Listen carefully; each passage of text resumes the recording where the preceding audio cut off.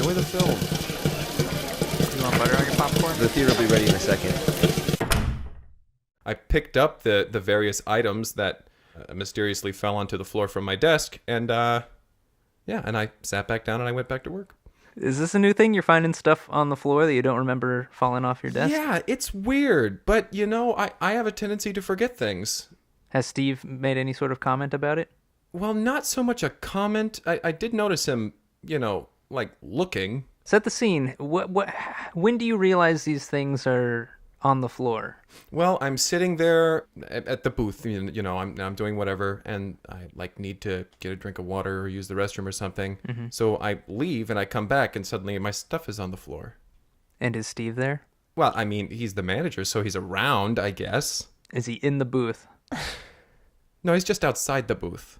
Like he's poking his head in, like with a pencil in his mouth and kind of doing like one of those eyebrow raised things, like being like, I don't know if that's supposed to be happening. And that was licking about his your lips, That like sounds really. like he was turned on. Yeah, with a pencil in his mouth, licking his lips.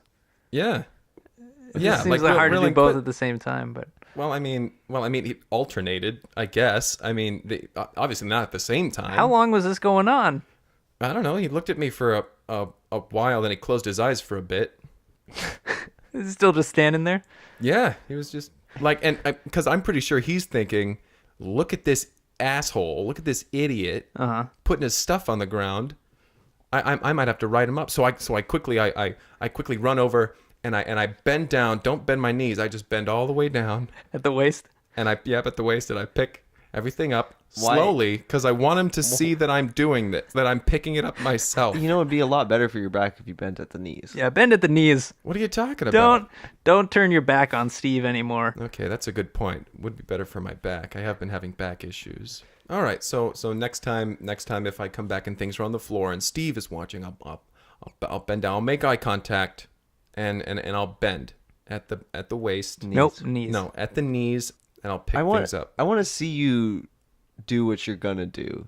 All right, just to prove that you understand what. Okay, so I come back, and Steve is watching. So I bend. Nope, knees. Nope, the other one. The knees. I bend. Lower down. There you go. That's perfect. And I pick it up, and then I look at him. No. No. Well, I mean, it'll be easier with my pants off. Hold on. Yeah? Try to guess what I'm about to ask you. What flavor? Why are your pants off? Well, I mean, how do you expect me to bend at the knees with my pants on? You should keep your pants on. Keep your pants at work, on. Always. Especially. Always keep my pants on at work. Yes. That makes sense. Good. So go in here, write this down. Yeah, that's right. Crinkle it right by the microphone. Well, it's a chip bag. I Yes. can't do much about not crinkling it. Okay. Okay, go. Things to do. Wear pants to work. Pants. Continue to wear pants for the duration of your shift. Whole shift. Yes. Bend at the knees. Bend at the knees. Bend at knees. Bend at knees. And maybe just avoid Steve. As Well, best I mean, you can. it's pretty difficult to avoid Steve, especially when we have our one-on-one meetings. Okay. Let's save that for another time. Well, let's get started. How are you guys doing? Welcome to the break room at the Cineplex. My name is Kyle McKlinsky. My I'm name Henry. is Greg Basil. That's good. Same at the same time. That's perfect. I'm My name is Henry Harrison. I'm Greg Basil. Henry Harrison. Henry Harrison. Oh, Greg Basil. let's go and let's get the show underway. We're here in the break room. We're going to talk about a movie that we watched this week. Yeah. So that's what we're here for. I'll go ahead and introduce it. This film is a horror film. It's called Maggie. Yeah. So the whole thing takes place in a doll factory, or at least that's when it starts. I'm sorry. It starts in a doll factory. Yeah, the first scene's in a doll factory. It's weird that you said the whole thing takes place. Well, I meant the whole first scene. So it's like this big conglomeration, like Barbie, pretty much. Right. And they're manufacturing Maggie dolls, which they're being advertised as like the next version of Barbie. Right. The next big thing, because they can eat, and you can comb their hair, and you can dress them in any way. Yeah, the main thing is that they can eat. Mm-hmm. That's the big one. And that's kind of, you see that Barbie's one hair. Right from the beginning. You like see their new line rolling out. That's kind of how the first scene opens, and like they advertise it. Oh, can eat, and like knowing this was a horror film from the start. I don't know where this is going. Yeah. And then like the TV commercial that they like, kind of superimpose on top of like these rolling out of the dolls of like them eating various things. Yeah. Like they're eating a watermelon, then they're eating like, cookies. Cookies. And then like. But it always specifies like as much as they are omnivores, right. They need meat. And it keeps saying needs meat. Right. Because this doll does not have a battery. Mm-hmm. The only way to shut it down is to not feed it. Right. And when it doesn't get fed, it searches for food. Mm-hmm. We later find this out. Eventually happens because like this little girl Sarah, this little 12-year-old or whatever. Right. She lives in this family, and it's like the classic nuclear family. Mm-hmm. Yeah. You got the mother, the father, and the brother, and she really wants to get this doll, this Maggie doll. Right. And so she's asking for it for Christmas. Right. Because this all happens around Christmas. She asks for it, and they're saying, well, I don't know if we can get it for you. But then on Christmas Day, when they're opening up the presents, she finds a Maggie doll. Right. And here's the first clue that something's amiss, because the parents, when she opens that doll, they kind of look at each other. Right. And there's kind of there's this confusion in their face, and I think they're both thinking maybe the other person got the doll. Did you get this? But they just kind of... But they let it go. Yeah. Yeah. Which is very trusting in a marriage. Yeah. Like, did you buy this gift? We didn't talk about that. Oh, okay, well. Well, whatever. Like they didn't even. They just looked at each other and smiled. Yeah. Right. But she is thrilled. Sarah loves this doll. She loves this doll, and she takes it to school. Yeah, we launch right into a montage of her doing all her normal daily activities with this doll. Yeah, showing her friends at during lunch. She can eat the cookies and yep. And then it requests meat. So it's like, feed me meat. So she wants meat. Right. So she feeds it meat. She starts, basically, buying 2 school lunches and she basically starts like, taking money from her parents that her parents don't know about, and like it's kind of a bad influence on her, really, honestly. And then like eventually she buys like a pound of ground beef, and she can just feed it raw meat. Just straight from that Which little she does, bits of it, not like a lot. So during class, she just has this coming out of her backpack, like a Ziploc bag full of ground meat. Right, she pulls this bag of raw meat out of her backpack, and then she's dropping bits into her backpack to where Maggie is. Right, which kind of gets her in trouble with the teacher, because the teacher's like, Sarah, are you paying attention? Like, what is this? Why is there just meat in your bag? So she gets sent to the principal's office. Right, and then the parents get called in, and they're having a meeting, and while they're in this meeting. Maggie, the little Maggie doll in her backpack. She starts trying to get into the bag of meat. Yeah, she's trying to get to the meat. She's like, feed me meat, trying to get to the meat. Because she doesn't have fingernails because her hands are plastic. Right. Yeah. So you just kind of hear that like on the door trying to get in. And the parents like everyone in the room kind of starts freaking out because what is going on? It's out building there? up that that tension, and then they open the door like, what is that sound? And it's Maggie. Yeah, she's Maggie. She's sitting there, just on the ground outside. And Sarah's like, my Maggie doll. Runs over, takes the Maggie. Takes doll. it.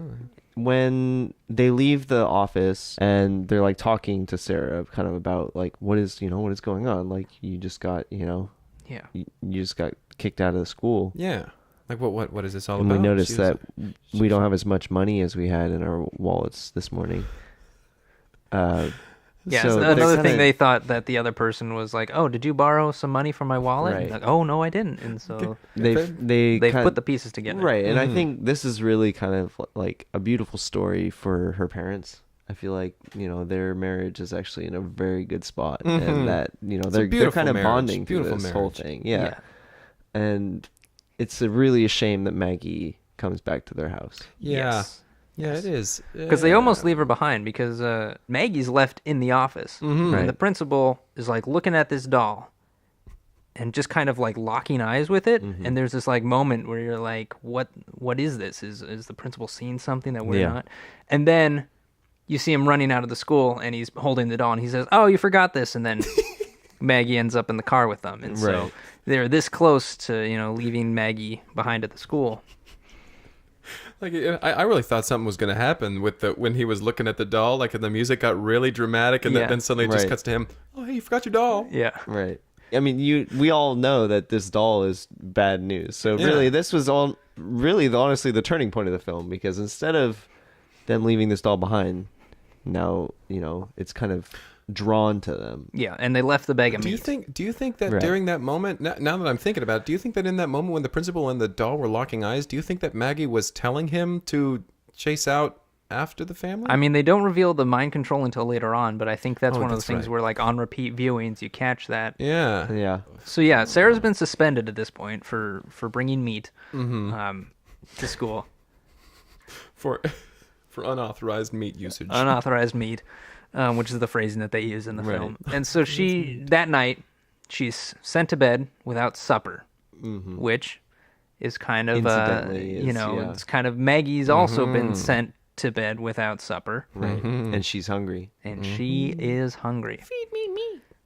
Yep. So that's right. That Sarah wakes up in the middle of the night to that kind of being whispered. Feed me meat. From across the room. And she turns and she says, "I'm sorry, I can't feed you." And then the doll says, "Sarah, feed me meat." Yes. It was terrifying. That gave me chills. Oh, man. So she wakes up the next morning and the cat's missing. Mm-hmm. And everybody's like, where's the cat? The cat didn't come out for the food. And then they find a puddle of blood. Right. Yeah. And these little footprints leading all the way up to Sarah's room. Yep. And they assume that Sarah killed the cat. Yes, like they're like, "Sarah, did you kill the cat?" Even though clearly Sarah's feet are not that twice small. the size of the... Right, and they go up to a room. They both glance at each other like, "You didn't kill the cat, right? You didn't kill it." So they both obviously didn't kill the cat. And then they enter Sarah's room, and they just right off the bat start accusing her. Yeah, and "Sarah, did you kill the cat?" And she says, "What? I did." And they said, "Don't even answer. You killed the cat." She loved that cat. Yeah. She even says, "That cat was my best friend until Maggie came along." Mm-hmm. Yep. She didn't say it like that, but we are led to believe that's why Maggie killed the cat. Well, one, for meat, and two, mostly for the meat. Right. Two, maybe I'm just reading into it. I don't think jealousy really factors into Maggie. Maggie's more of a monster that's bent on feeding, not quite cunning. Which is obviously apparent because she kills the brother next. Yeah, the brother's next to go. Which is, I mean, fine, because he didn't even have a name in this movie. He didn't. Yeah. But they even when the parents follow the blood trail back to Sarah's room. That's the thing. It plays out kind of the same way. Yeah. They find this puddle of blood. And they didn't even say the boy's name. They just said, "Sarah, did you kill your brother?" And this is, of course, after they look at each other when they see the pile of blood. Give a knowing nod. Did you kill the kid? I didn't kill the kid. I didn't kill our son. No. And she's like, "No, I didn't kill my brother. I love my brother." And so they ground her, and she's not allowed to leave the house. Mm-hmm. So this leads to the third night, where at this point we kind of sense that there's a pattern starting where Sarah's going to wake at night, up, gets the food, and Sarah's going to get blamed for it. But this time, Sarah is not woken up in the middle of the night. She sleeps through the night. When she wakes up, and Maggie's gone. Yeah. And she, and Sarah, she wakes up and she's like, Maggie, wiping her eyes and everything. And she looks around, she can't find it. And then we cut to Maggie in the neighbor's house. Right. Mm-hmm. Like looking through the window, surveying the neighborhood through the neighbor's window. Right. Then turns around and the neighbors are dead. Right. Yes. Like Right. we didn't catch their names, but we saw them earlier in the movie. Like when they were all putting their Christmas decorations up, and he's like, "Hey, looking good, neighbor," or something. Yeah, and Sarah's like pointing them out to Maggie. This is back when she had first gotten the doll, and she's like, "Maggie, this is Mr. and Mrs. whatever their names were." Yeah, it was unimportant, but she points them out, and she's kind of like she's showing Maggie around the neighborhood during that early montage, and kind of everyone we meet along that route. Maggie seems to remember, right? And that kind of leads to her downfall, though, because I feel like Sarah, once she figures out the pattern, the blood trail just follow the blood trail. It'll bring you to Maggie. From my room too. Right, exactly. Right. To wherever she goes. And everywhere she goes, there's another dead person or dead people. And I think that's kind of like... Now, there is an interesting... I'm sorry to cut you off. Oh, that's all right. I find it an interesting trope in these like 80s horror films. They never really go to the police. She was pretty young. I don't know. Yeah. She was very brave, courageous, maybe. Yeah. I think it's one of those Take things on a where killer doll by yourself. as a kid you're more worried about getting in trouble than seeing the true consequences. That's a very good point. Yeah. true. This is when Sarah figures out, like, okay, Maggie is the culprit. She's connected the dots even Right. before the parents have. Right. And so Sarah, there's kind of this moment where she decides she's going to go after Maggie and take her down. And so she's like putting on her bike helmet and her knee pads and elbow pads, and she's Gets on a pogo stick. gets on a pogo stick. She paints lines under her eyes. It's sort of that like prepping for battle. Right. Shaves her head. Yes, she does shave her head with her mother's razor, which and like she nicks herself, and there's a little blood on the floor, and so the Right. parents are like, they see the blood and like, did you cut yourself shaving? I didn't cut myself. They track her down and they go, Sarah, did you cut yourself shaving? And this time she admits it. Yes. Yeah, she's like, yes, I did. As she's Right. as she's still getting prepared for Yeah, battle, Right. They don't ask about that, but Or her bald head. They Or her just bald ask head, her if or the she cut. baseball bat that she's strapped to her back on Right. a pogo stick. So she goes out. She goes in pursuit of Maggie. yes. Her trail of everything leads back to the Maggie factory. Right. Yes. So she starts to communing awaken with them. all the Yeah. dolls Maggie does, yeah. that haven't been, attached to souls yet. Yeah, they're not as intelligent as the Maggie that we've been following, but they're But are at this just as point, she hungry. doesn't just need as to hungry, be. and they are Yeah, all they don't chanting, Maggie needs meat. Maggie needs meat.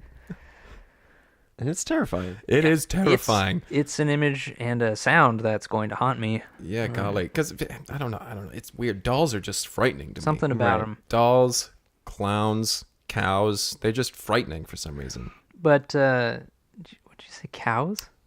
Clowns, dolls, cows. You did say cows, right? I didn't mishear you. No, yeah, I did say cows. Okay. Well, What? anyway, Cows are frightening. Are you kidding me? They're not. But all right. So Sarah tracks Maggie down to the factory, and she kicks the door down. Well, she pogos it down. She's like pogoing and jumps back and pogos off the door, which launches it open. And she enters to find the Queen Maggie, I guess Right. we'll call her, Yeah. sitting Sure. on a pile of other Maggies. Kind of this writhing throne that she's created of these living dolls that are all chanting, Maggie needs meat. Maggie needs Right. Very brave for this little girl to, even come to this place. Yeah, seriously. Follow a blood trail walking past. and pogo into this building. When she sees Maggie, she's beyond trying to salvage this relationship and anything like that. You Yeah. can really just see the contempt in her eyes, and like she just points at Maggie and she says, "You've been doing this. You've been getting me in trouble with my parents."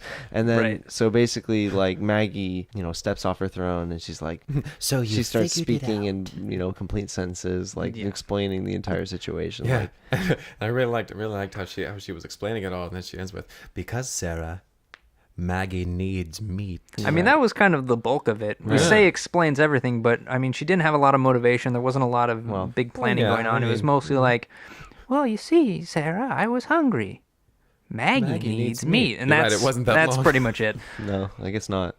But hey, Yeah, so at this point, it's a doll. I mean, Yeah. that's pretty frightening for a doll. It is. true. Yeah, not any less frightening, but And then she, after saying that, she says, "Maggie needs meat," and she suddenly starts commanding all the dolls. yeah, this to, is when the mind control comes into play. Yeah, You yeah. really She see it. starts mind controlling all the dolls to turn into this like big kind of like a version of giant Maggie. Maggie, yeah. A big Right. Maggie. And so this is when Sarah is like, all right, we're about to throw down, and she pulls out her slingshot and she starts launching, I mean, whatever she can find at him, gears, Crayons, rocks, pieces gears. of Maggie dolls that haven't been assembled yet. Right. Yeah, at the hand of that security guard that they killed earlier. Yes, and nothing's having an effect. Everything's bouncing off. Right. Yeah. And so it really, honestly, this part looks really, really bad for Sarah. Right. Until she realizes that there's a hatch that'll drop into lava.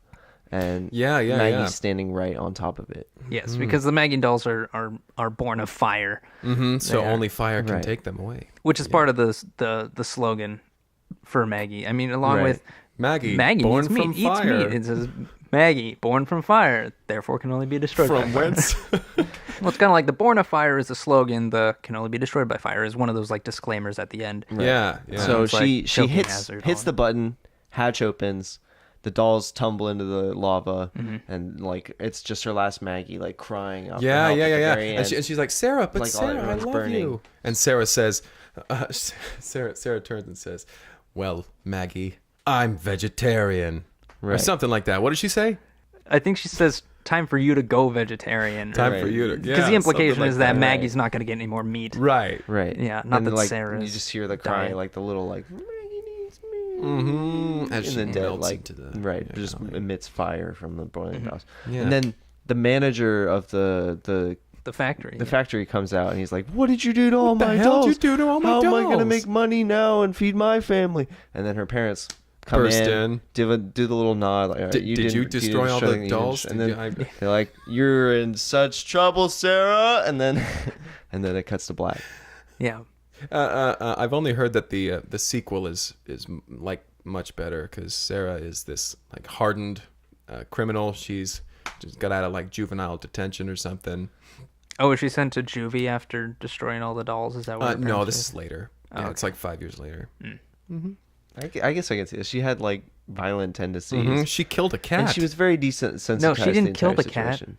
Oh, I'm sorry. No, No, she just got grounded for that. right. Yeah, right. the She was parents said she doll killed the did cat, that. but the doll did that. Gotcha. Have you thought this whole time she killed the cat? Well, I mean, all the blood led to her room. Right, that's because the doll was in her room. Who killed her brother? Well, the blood led back to her room. Maggie so I killed. Can only... It was Maggie, the doll, the evil Because doll. Maggie needs meat. Maggie right, needs meat. Right. Gotcha. You seem were to just understand in the talking moment, about and It then makes sense now. In hindsight, totally makes not sense. in hindsight. While watching the film, you should have been able to grasp that. It's not even hidden. Well, I mean, yeah, what the second time through, you really start to realize, yeah, Maggie was the one killing all these people. Okay. All right. I don't think I'll ever meet another person who understands the parents' side of the story. Yeah, you're on their side. Well, their marriage looked so lovely. They're just really trying to They're discipline really their just- awful yeah. daughter, right? Is that They're just the trying movie to. you were They're watching? just trying to live, you know. What was your favorite part of the film? My favorite part of the film was probably, you know, because I'm not a big fan of, you know, gore and stuff like that. Mm-hmm. But I was a really big fan of the cat, the bloody body of the cat, just in the corner. For some reason, when the camera went to that, made me feel something. I don't know what it was, but it was like, huh, that speaks to me. That's Yeah. really disturbing. You felt something, but you couldn't put your finger Yeah, I on can't it. put my finger on it. I don't know what Was it it was. a positive feeling? That's concerning. I think so. That's really concerning. Yeah, that's not good. What do you mean? What do you mean, guys? How do we explain this even? You might be a sadist. I don't know. No, I don't believe in Satan. What was your favorite part? My favorite part was when she was shaving her head. Mm-hmm. She's got like the pictures of Maggie on the sides of the mirror, and like she's putting she the pulls out paint on her. her mom's razor, and you think like, okay, Oh, shit. and it's like an old timey razor, like you know, like straight edge razor, Mhm, and you think she's gonna Just like for some maybe, reason, her mother's. right, and Well, I because mean, don't ladies it shave has their legs? her mom's name Sandra on the side, Mm-hmm. and you know, she whips it out. You think, okay, maybe she's gonna go kill Maggie with this razor or something, and lo and behold, she wets her hair and then just starts scraping off. And at one point, she nicks herself and just keeps going. And it's Yeah. just, this girl's a Good, and, yeah, savage. good, I don't good for know. her for only nicking herself once. Right, that's what I'm saying. That was- wow. that could have ended Impressive. very She had a poorly. lot of hair, Uh-huh. and then it was all gone. Yeah, Man. and it just kind of shows. Yeah, this girl is a badass. Yeah, like this kid means business. right. What was your favorite part, Kyle?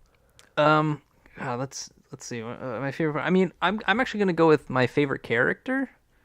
I really liked the teacher. I really liked the teacher in the classroom, that the one who catches her feeding Maggie meat. They clearly just gave this actress. They didn't give her any lines. They were just like improvised teaching a lesson, and then have the moment where you spot the meat. Right, and they didn't muffle the audio on Yeah, that scene, geez. which is kind of No, weird. it's So you like heard all front of and her. center in the mix. They just had lesson written on the Right. blackboard. Yeah, and she's kind of doing the just like scribble lines as writing, and Right. the things she's talking about are just details from her personal life. I don't even think from the life of the character, but from the life of the actress. And then she comes up to Sarah and she's like, "Do you have meat?" And then she's just like Like, go not to the even- principal's office. Yeah. At first, not even accusatory. She's just, all right, do you have meat? Is that I get the meat? feeling she didn't even necessarily see it initially. She was just Right. She was just asking. curious. She probably forgot which kid had the meat. She probably forgot which kid. Well, if you listen, actually, you hear her ask it to him. Down the road. Yeah. Do you have meat? Yeah. Do you have meat? I mean, she's not the best actress. Sarah? Ultimately, this scene serves its purpose, but man, getting there. And that was your struggle. favorite. I character. love the fact that all that is in there. Like it just adds this Yeah. kind of like, I don't know. I found this whole thing charming. Yeah. Should we get into ratings, or does anyone else have anything to say about Maggie? I'm ready to go to ratings. Yeah. Excellent. So I'm gonna give this one 8 out of 10. I All think right. it was really good, Yeah. and I didn't really have a lot of complaints about it. I'm personally probably gonna go like maybe a 7 or a 6. Oh, It's yeah? just because the genre just isn't my thing. Sure. Although I might look into it more so now. You liked this one? Certain bits of it, it really spoke to me. Was it the dead cat? Please don't kill cats. Yeah, don't. Okay, I won't kill cats. Well, don't specify like that. But Well, what? Huh? I've got a lot of thinking to do. where's that chip bag that you wrote on? It's over here. All right, write something down on that. Yeah, I want you to add a note to that. Do not kill. Do not harm others. Do not any living thing. Okay. To whom am I addressing this? This is to you. This is a This is- list. this is to a Oh, this is list for of- me? Oh, What do not. you thought we What were on having that, you what write on a that list do you want to do? Huh? What on that list do you want to do? Do Yeah. I want to do? That you're Yeah. so upset that we gave you this list of things to not Hey, do. look, I can neither confirm nor deny my desire to do anything. You can confirm it right now by telling us. Well, Because my name as is far as I Greg. remember, the only thing on that list was what? Bend at the knees when you pick things up. Always wear clothes Always at wear work, pants. and at wear the it for the knees. entire duration. Did you not write down bend at the knees the first time? I'm sorry. I wrote down knees. You mumbled it to yourself, and I circled it. you just wrote down. You circled the word knees. All right. That's not a list of things to do. That's you read the list. illustrated. Read the list back to us Yeah. as you've written it. knees. So you didn't add anything to it just now. Well, I circled it a couple more times. All right. Well, Is that the whole list? What else was I supposed to put? Yeah. okay. Wear Well, pants. Pants. Don't We'll just- kill. go ahead and Pants. sign this off. We could try to Kill. explain Let's this. Let's wrap to this him. up. All right. If Gotcha. any of you out there listening have a film that you'd like us to watch, send us that film at cineplexpodcast@gmail.com, or you can reach out to us on Twitter at cineplexpodcast if the urge strikes. If the urge strikes, This is Henry Harrison signing off. this is Greg Basil. What a weird way to do that in your voice. This is Kyle, and I'm just going to say goodbye. Bye. Bye.